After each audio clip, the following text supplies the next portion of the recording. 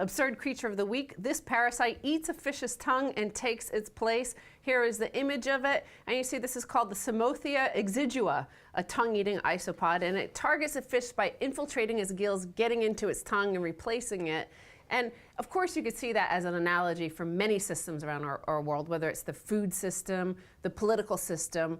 We have this organ of legislative bodies, which are supposedly politicians, for example, operating in a democratic way, but they're actually corporations and, executives for corporations running a corporation. Right, so the parasite enters the fish through the gills and then eats the fish's tongue, and then it replaces the fish's tongue, and it lives inside the fish's mouth as the tongue.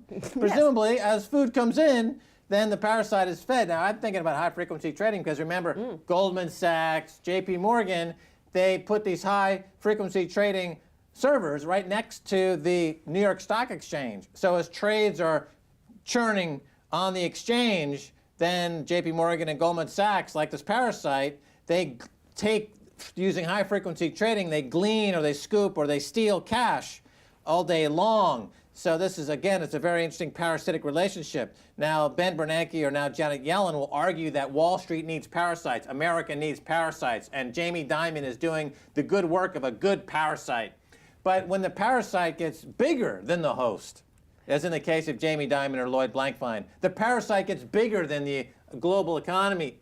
Then you have a parasitic world driven by parasitic needs, ruled by parasites, and then that's not really helping anybody. Well, the parasite and the host get bigger and bigger, and they need to eat and consume more and more and more to sustain themselves. But, look back at that image again. This is the absurdity. This is exactly as absurd as the banking system is right now. It's like this little absurd creature sitting in a fish's tongue. Just like Jamie Dimon, you can just look at Jamie when he's on the news, like,